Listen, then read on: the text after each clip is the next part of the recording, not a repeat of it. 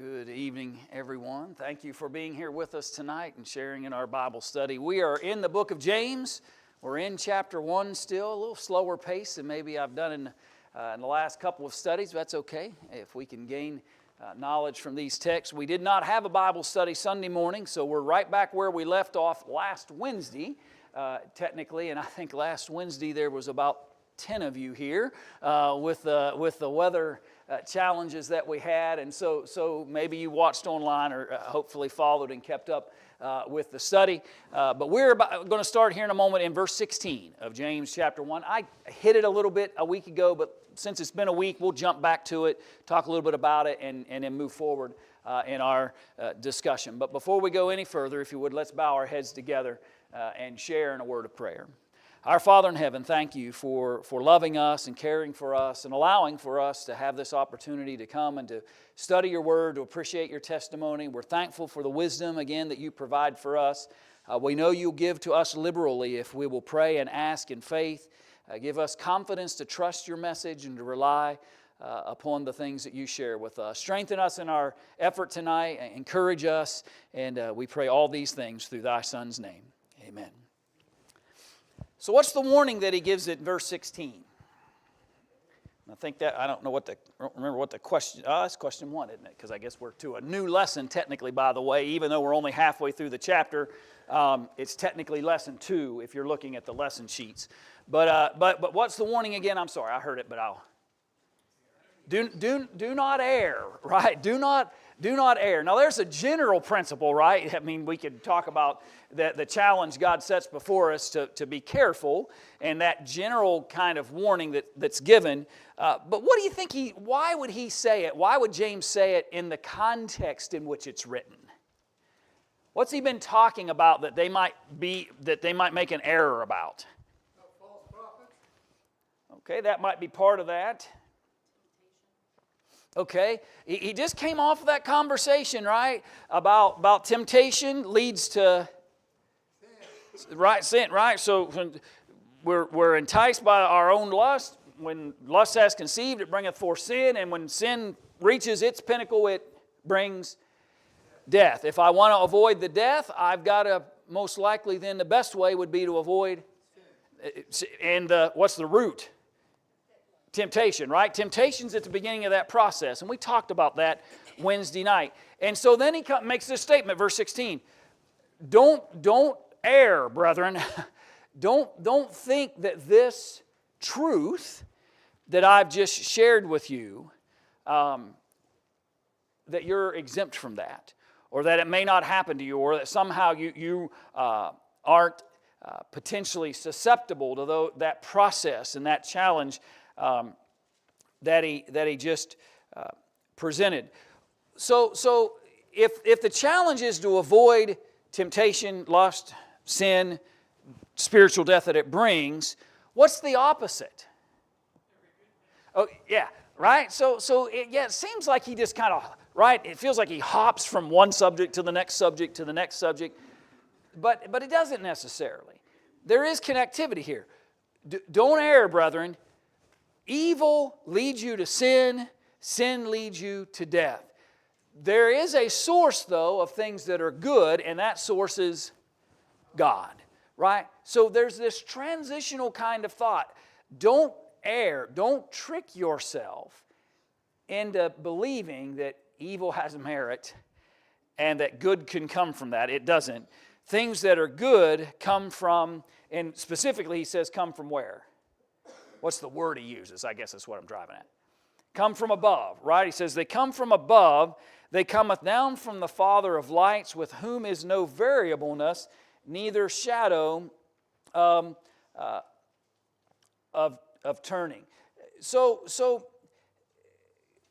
God wants us to understand this contrast between where evil and sin leads us and to where the good and light that is God leads us.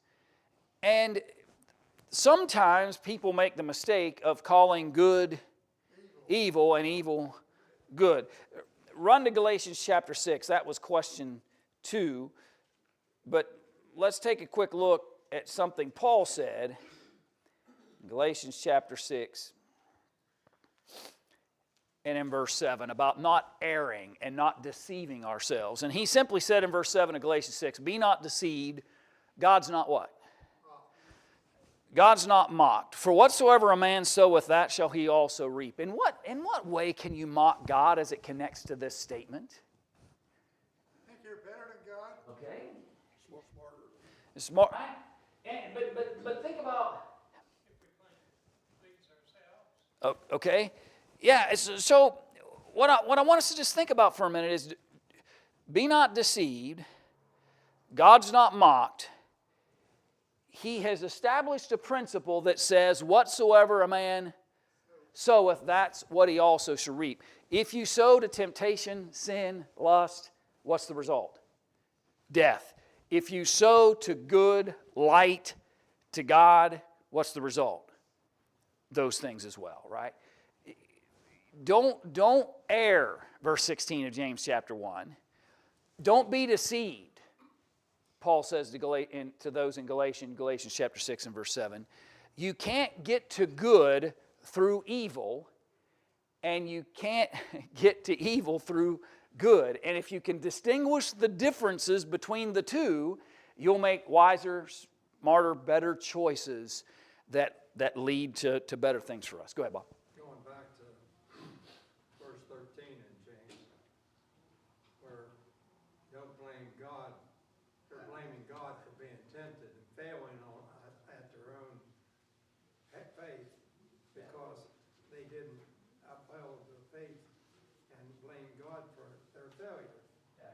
Which he allows them to be tempted, but he's not the one who tempted them. Right. And you think about that, and let's make that parallel for a minute and connectivity. So we had a discussion about how God's not the source of evil temptation. He's not the one trying to get you or I to choose evil. In fact, God is sending good and light as a contrast and as, for lack of a better description, an option for us. It's not like we're choosing between two evils, right? You ever said that about something every time you vote or something like that? You know, we hear people say those kinds of things. You're choosing between two evils. Well, not in this spiritual sense. In a spiritual sense, there's a stark contrast. There's good and there's evil when God says, I'm always the God of light. I'm always providing good. And if you choose me, that's the result. Choose that which is dark and evil, and that's the result. And we absolutely have choice, and God isn't on the evil side of that equation. Go ahead. You see it in the next verse, where all good things come from God anyway. Yeah. Or that's the source. Talking yourself into something, oh, it's not that bad. Yeah. That's not really, The that's devil- how you can mock God. You're telling God, it's not that bad. Yeah. I don't think that's a sin. You can talk yourself into that. Right. And that's mocking him, right? Right. And the idea that he, who in essence, since you're saying, well, who are you to tell me that's evil? And the fact is, he is the definer of what's good and evil. Yourself into thinking something isn't sin. Yeah. Not just letting someone else talk, in false Right. prophet, that don't deceive yourself into what you're going to do here, that it's not sin, because it is. And not seeing the realities of those things. Absolutely. The devil's using everything he can to lead you away from God. Yeah, and he's the source of that. Yeah. Yep. Absolutely. All right. So we know the result of that. So verse 17, go back to that. We read it a minute ago. So what does God provide for our benefit? Every good gift, right? So that's to our benefit. And the second question in that part of that question is he consistent in that? Yes, I think that's probably, has anybody got I can pull it up, I guess, but somebody have something other than the King James there in verse 17? Let me see if I can find it. And I only do this because this might help a little bit. Every good gift and every perfect gift is from above, coming down from the Father of lights, with whom there is no change, variation, or shadow due to change. And I'm not knocking King James at all because I use it primarily, but particularly in our class setting here. But I've never used the word variableness ever, right? And so sometimes you can get tripped up on those things. But I think the imagery here is pretty obvious. God provides every perfect gift. Everything that's good comes from Him, and He's consistent, right? He's consistent in providing those things. There's no variation. You ever have good and bad days? Sorry to drum that up for you, maybe, but right, all of us, right? We could all go yes, right? We all have good. And do we behave differently? Yeah. Yes. And I'm not saying it's right or wrong. We'll have that conversation another time. But the truth is, you and I have good and bad days, and we generally behave differently depending on what's going on with us on that particular day. Does that ever happen with God? No. No. There are no good and bad days with God. There's no variableness. There's no 1 minute I want to do good, the next minute I want to do evil. That's man, not God. And so why trust Him? Why put your faith in Him? Why listen to Him when He says these things are enticing you to sin and spiritual death is a result of that? Why heed the warnings when He says those who pursue riches are going to heap to themselves all kinds of extra troubles? Why listen to all of that? And the reason is the most consistent source of good man has ever known and continues to know and will ever know is God. And why not trust that which is consistent? Why not rely upon that has no variableness, no variation, no change? It's an important foundational principle when we talk about our overall theme of the book of James, faith in action. I can put faith in action because I trust a consistent God. And I can rely upon that. And I think all of us, truthfully,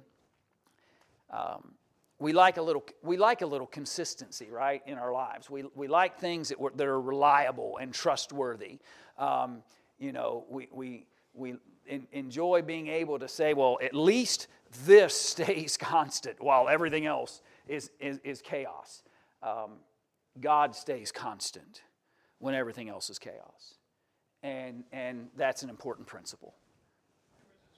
Brian, that I looked at, I think it was Psalms 27, verse 1, which says, fear is a dark shadow that envelops us and ultimately imprisons us within ourselves. Yeah. And we can get beyond that with the Father of lights. Absolutely. Was there a third? Go ahead, I'm sorry. If God wasn't consistent, then we would be like adults running around like these children that you see with parents that aren't consistent with their rules and punishment. We'd just be total chaos and wouldn't know what was right and what was wrong, what was good and what was bad. Yeah, and probably, and I won't put anybody on the spot, I'll just talk anecdotally of myself, but I can promise you that probably the most challenging times that I've created for my own children is when I've been the inconsistent one. And don't shake your head yes to that. I don't. But anyway, but God never that way. And you're right. The more consistent we are, then, and so let's learn from that, right? We're supposed to be godly, and part of God's character is a consistent goodness. And if we'll pursue that, we'll get better in everything we do. And that's a good example, an important thing for us. The last part of the question was simply this: should we blame God for evil or thank Him for the good? Yeah, right? How many times are people quick? Something bad happens real quick. God's at fault. It's God's fault. Why did God do this? Good things happen, and not a word. Not a word. as to the good that God is providing. Let's remember who's on which side of these two things. God is on all the good, Satan's behind all the evil, and let's respect that and demonstrate in our responses to things that way. Go ahead. I think to add to that, we also need to keep in mind that we can thank Him for getting us through that evil as well. Yes, and I think that's a good point, that we not only thank Him for specific good things that we might be able to notate, but also be thankful that He led us out of evil into good, which is really kind of what Jesus prayed about, right? Lead us not into temptation, but deliver us from evil. And that's a principle, by the way, that's very consistent with the teachings of James in this text, Jesus' prayer and the things that are shared here.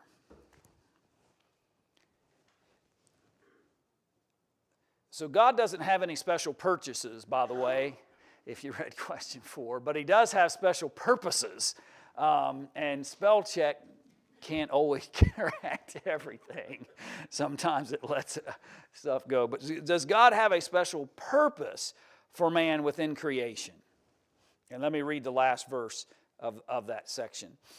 He said, of His own will, verse 18, of His own will begat He us with the word of truth, that we should be a kind of firstfruits of His creatures. So the initial question then back to it, is there a special connectivity that man has with God?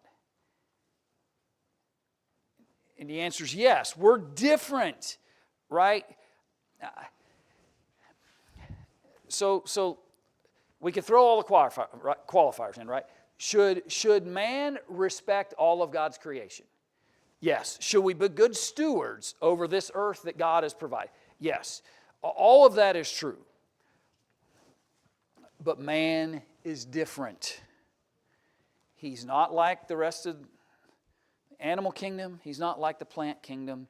He's not like the earth itself. He is different. God said, I begat him.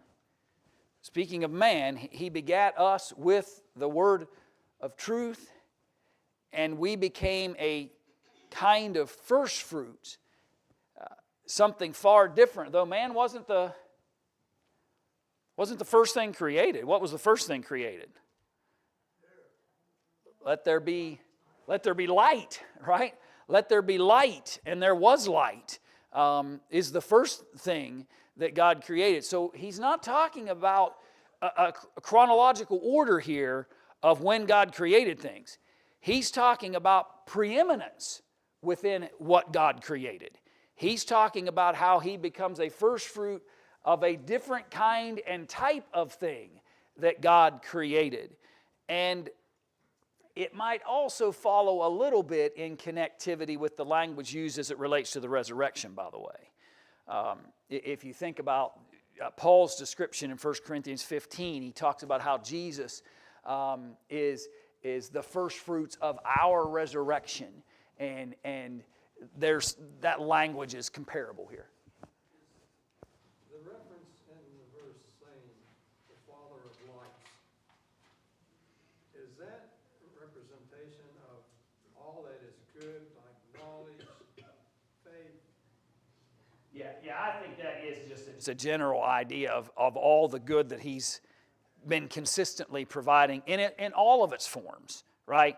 Whether it's the wisdom, whether it's the physical benefits that He provides on a day, whatever it is. Light itself is always a designation of faith, and darkness is sin. Sure. And light also is connected to truth, and what's He just say in the next verse? That this creation, this first fruits of these new creatures come through that word of truth, that light that is God.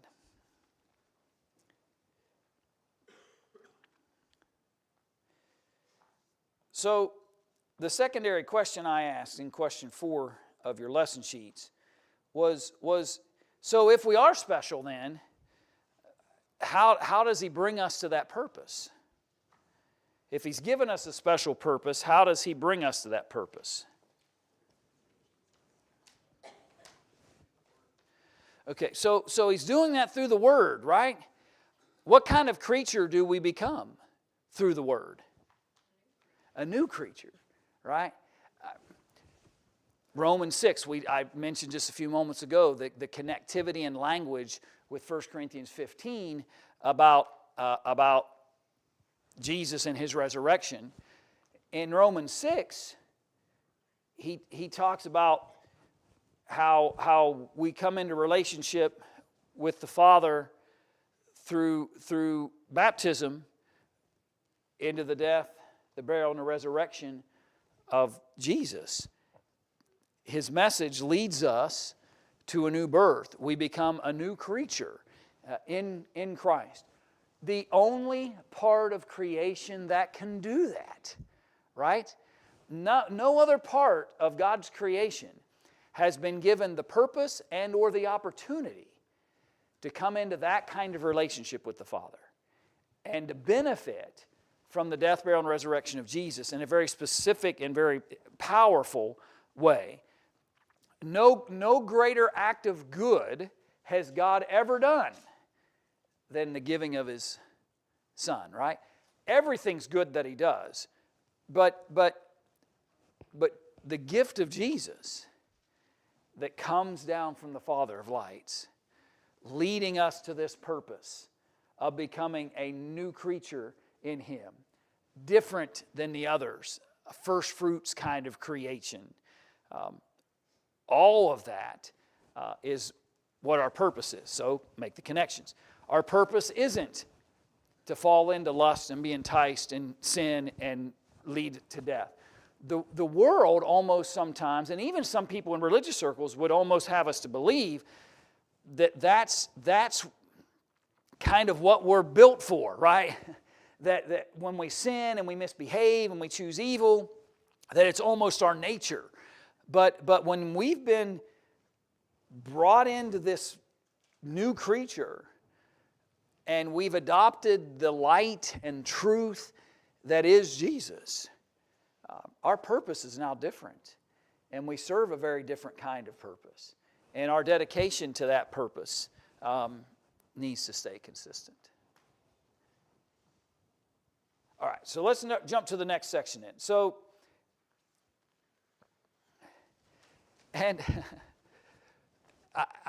maybe he's just trying to give an example of what he's been talking about. This is one of those hops to me, where all of a sudden here's been our line of thinking, and then all of a sudden we're gonna kind of hop to a different kind of topic, although it's consistent in some ways. So let me read verses 19 through 21, and then we'll come back and look at those questions and talk about them. So he says, "Wherefore, my beloved brethren, let every man be swift to hear, slow to speak, slow to wrath. For the wrath of man worketh not the righteousness of God." There's our tie. "Wherefore lay apart all filthiness and superfluity of naughtiness, and receive with meekness the engrafted word, which is able to save your souls. The Father of lights sent down a word of truth. The word of truth makes us a new creation." Stop talking, start listening. Avoid the wrath that comes because of sin. And we accomplish that by seeking the righteousness of God. So I'll pause before I answer all those. So how does the pattern of verse 19 help us avoid angry moments? Let's talk about it generically first. I'll let you stop and listen first, Okay. before opening your lips. Yeah. Then it'll keep you from saying things that you're going to regret what you did. So if we stop and listen before we speak, we generally might save ourselves troubles and heartaches and difficulties that we're trying to avoid. How else does that pattern help us?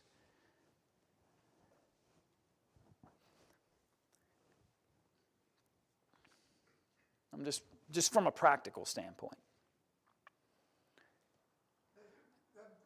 Good example. Okay. And let me get you to another word here. And I'm not saying the Lord wasn't dealing with it in the same kind of way, but it's just I want you to think just slightly different. So if we're slow to speak, quick to listen. Maybe we'll avoid saying some things. But what else is in the language here of the verse? I just want you, let me go back to it. So he says, wherefore, my beloved, let every man be swift to hear, slow to speak, slow to wrath. A person who will stop, think about what he's hearing, rather than just being reactionary to what he's hearing, will also be able to be slow to getting angry. Right? Not just, and the anger and the things we say can be tied, but have you ever gotten angry about something and then after you've been mad about it for 5 or 10 minutes, all of a sudden the light bulb goes off and you realize, oh, I didn't really hear, I didn't really listen to what was really happening in front of me. And so it's not always just about I was quick to speak, and because of that I didn't listen well, and I said some things I wish I hadn't, but I might also save myself a lot of anger issues if I slow down and think about what I'm actually hearing. And go ahead. You can't get it back. Right, and that's certainly true. Have you ever gotten angry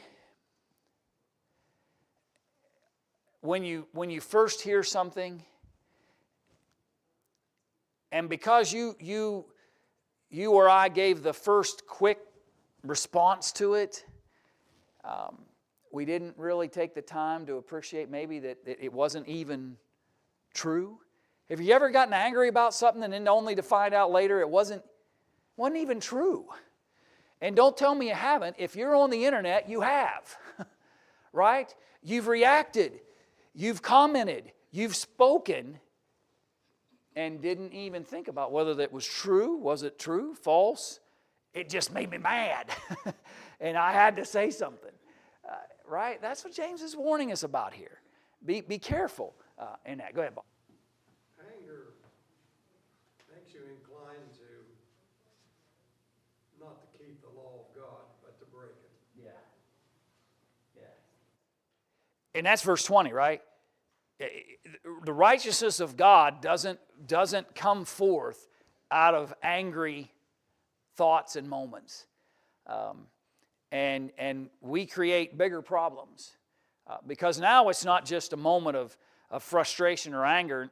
Now I'm actually stepping outside of what God would say is right and wrong, and the righteousness that He presents. And because that's what He says, for the wrath of man worketh not the righteousness of God. Anger doesn't lead you to what God would have us. So what's the response should be in verse 21?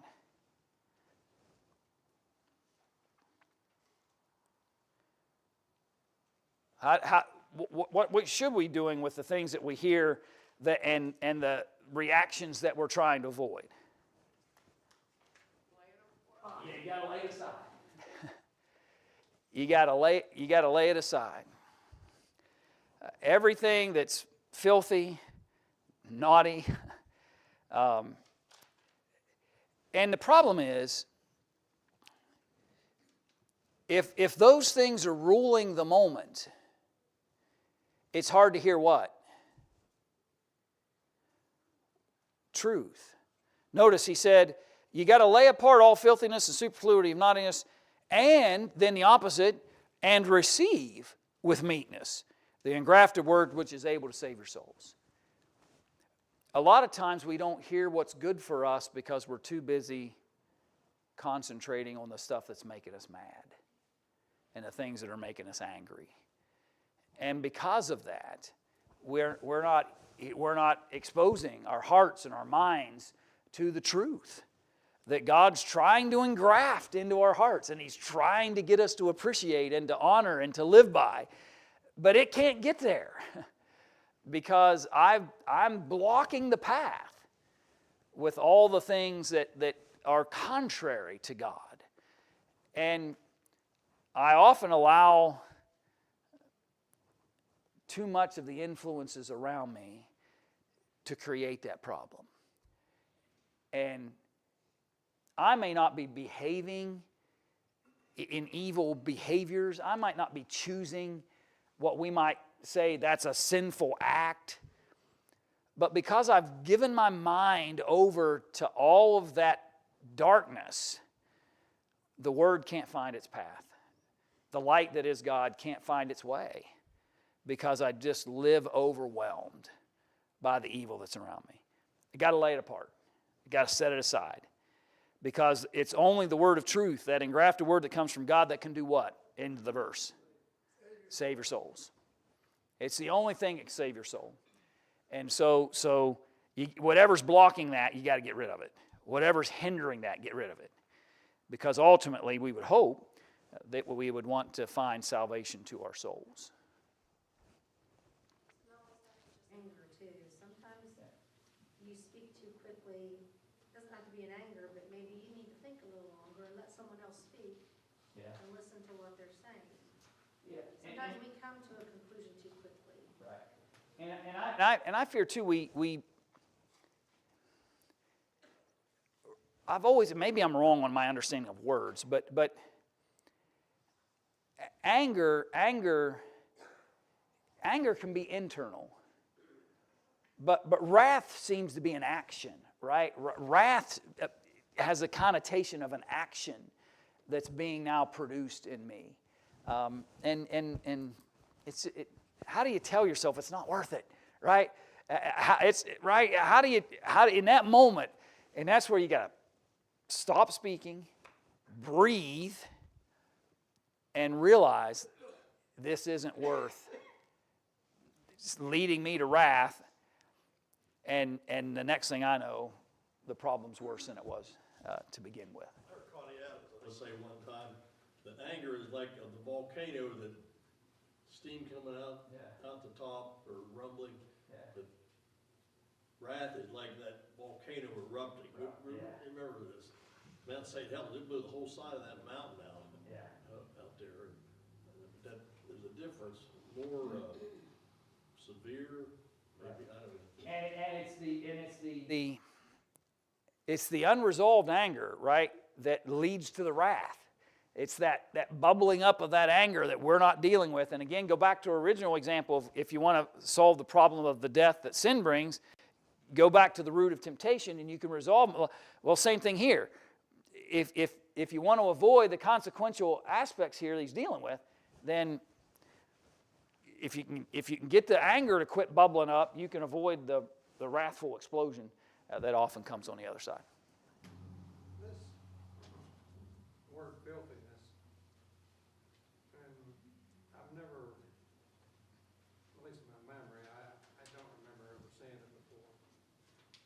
But I think it's inclusive of everything, like your conduct, your anger, your wrath, your unfaithfulness.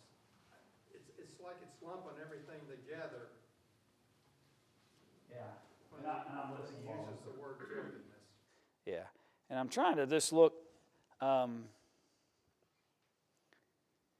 it's one of those interesting words. Now, I was just trying to see if there was some kind of parallel word. It's interesting. Even in the definition, it just said filthiness, and dirtiness. But yet, it is an interesting word, right? That you don't necessarily see regularly. But it gives it gives the proper picture. Reminds me a little bit of the picture that I believe Peter used when he said that sin is like a dog that returneth to his own vomit, and the pig that returns to his own the mire. Right? He's trying to get an imagery of what sin really likes, and here's a word that kind of conveys it in that way. 2 Corinthians 7, verse 1, there, having these problems, let us cleanse ourselves from all filthiness of the flesh and spirit. Yeah. The physical and the spiritual. Right. Get rid of both of those things. Things that were our actual physical behaviors and the things that are leading us in our hearts and souls. So,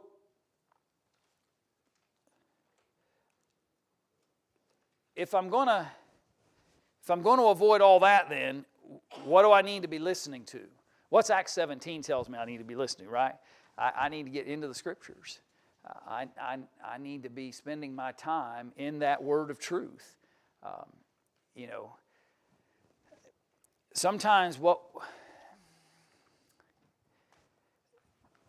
Sometimes what we need and what maybe even our hearts want spiritually takes work, right? It takes work.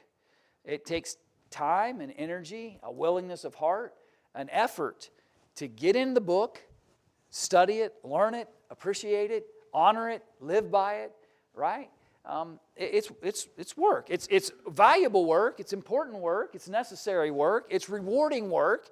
It's all of that, but it is work. And a lot of times we struggle because it just feels like too much effort to know the difference between good and evil and light and darkness, and we just are not willing to spend that daily effort to know how God's instructing us. And we already answered question 7. It can't do what? Wrath can't do what? Back in the text. Yeah, it can't save, and it can't do the righteousness of God, right? I'm just trying to answer the question since I gave them to you.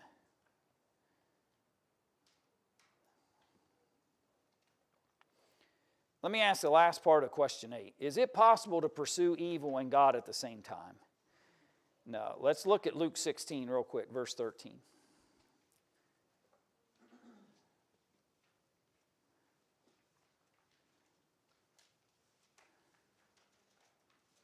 And this is familiar teaching from Jesus when he said, "No servant can serve two masters, for either he will hate the one and love the other, or else he will hold to the one and despise the other. You cannot serve God and mammon." Hate and love, those are hard words sometimes for us to convey, because you might think, well, surely I can love two different, I can express love towards more than one person, right, in my life. I have 3 children, right, so I hope I can love more than one of them. And so it's not a matter of an inability to be able to love more than, but when it comes to who you're going to honor and who you're going to obey and who you're going to listen to, I saw it done this way one time. I saw a preacher, and he had, I think, a psalm book or a Bible, and he basically said, he asked somebody in the audience, which pew do you want me to set this book down on? And if they said the front pew, you can sit it there. And then the next, well, where would you like me to set it? Well, no, I want you to put it over here. And I got to put it over there. Well, guess what? I got to hate one and love the other, right? The book can't go on 2 different pews. It only can go on one. I've got to make a choice. And Jesus is trying to get us to understand that you can't love evil and sin, James's language. You can't love the temptations that lead you to all that and God at the same time. You can't pursue the word of truth and naughtiness and filthiness at the same time. You can't serve 2 masters. You're going to choose at some point. And here's what I always try to encourage people to appreciate. There may be moments in your life where there may not be a lot of choices that we're having to make that are good and evil kind of choices, right? I mean, I'll be honest with you. I don't know. I'm not saying that I don't have temptations or things, but many a day comes and goes in my life where I'm not, good and evil isn't set in front of me, and you got to decide, Brian, right? I go a lot of days where I don't have those moments, but every believer will have those moments where what's in front of us is a choice. And I'm going to have to decide who am I listening to and who am I not listening to? Who leads me and who doesn't lead me? What's good and what's evil, and what do I want in that moment? And if the God of light is leading me, I'll choose wisely. But if Satan's leading the charge, then I might find myself in difficulty. So those are important principles, I think, for us to appreciate in this. All right, so Lord willing, when we come back in next on Sunday morning, Lord willing, we'll jump into verse 22. Let's talk a little bit about this idea of being a doer of the word and not just a hearer, because that's an important principle as well that builds faith and character in our service to God.